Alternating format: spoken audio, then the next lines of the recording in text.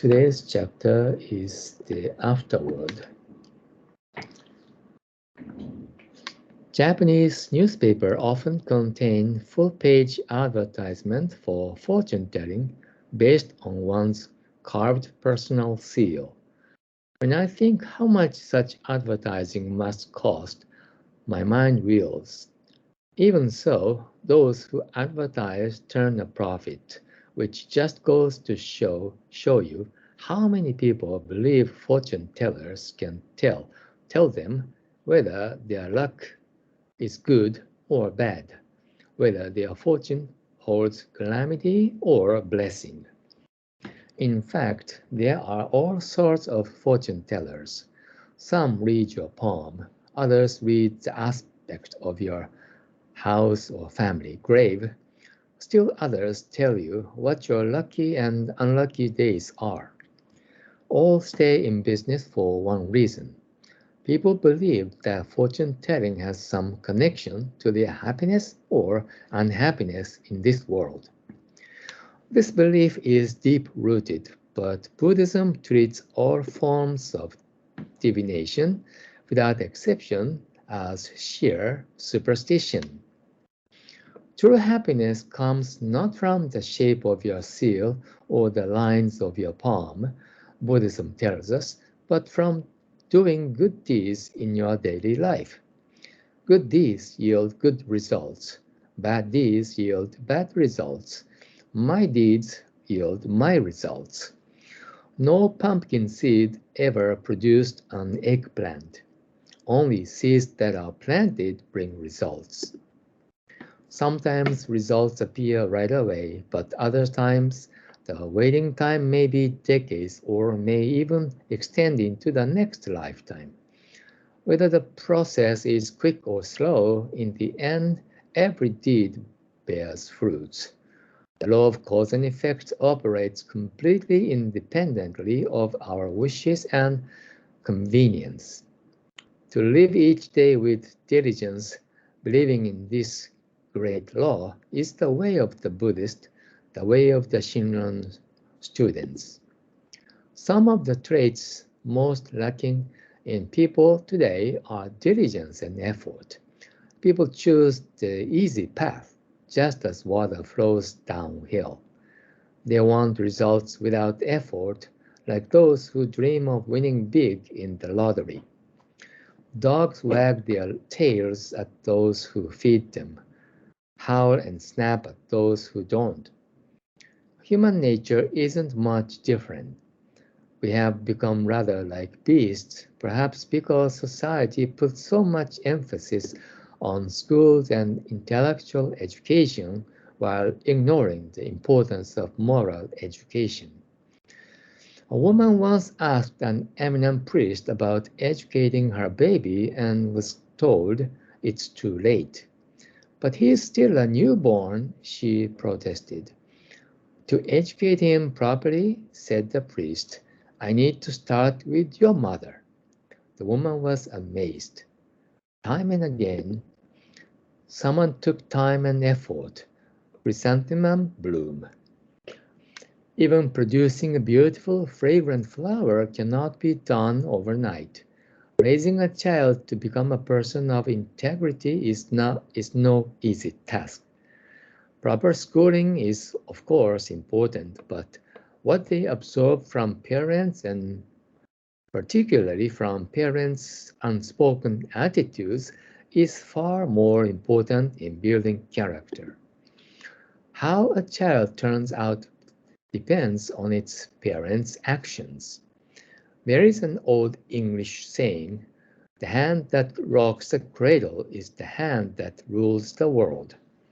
If parenthood consists merely in giving birth, then we are no different from animals.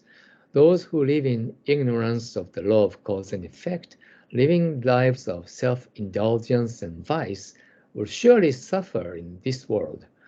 Their hearts filled with enmity, and they will curse their miserable lives.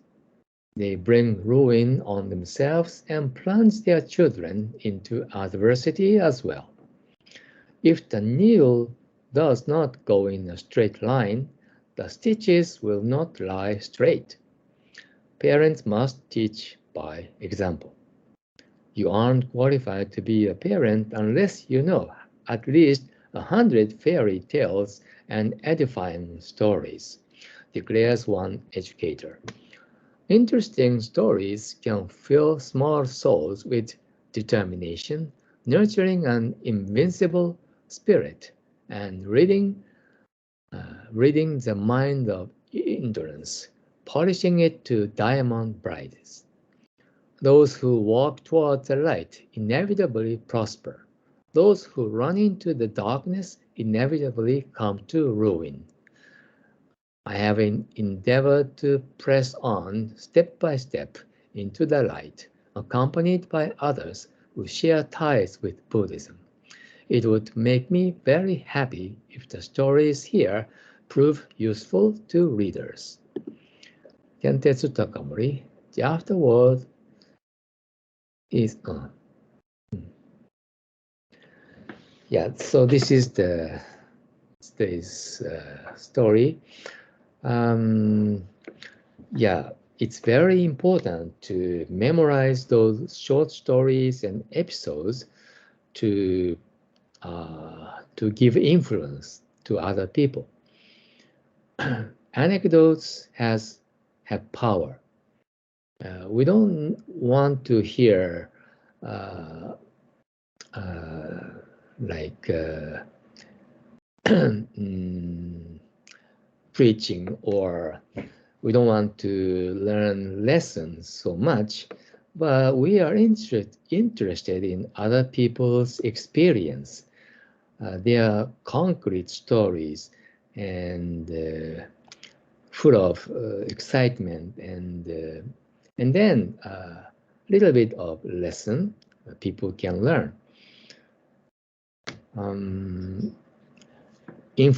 Having influences to other people is not easy, even if they are our family members. There should be a long tradition or history. That's why the prominent educator said, in order to educate a child, he has to start with the child's grandmother. Grandmother has influence on her daughter, which is the child's mother, and then the child's mother can have influence to the child, because child not only learn from intellectual education, but they learn more from their parents' attitude. Parents' attitude don't change overnight. They also should be educated by a lot of those short stories, learning from their own parents. So that's why we are reading the same stories again and again.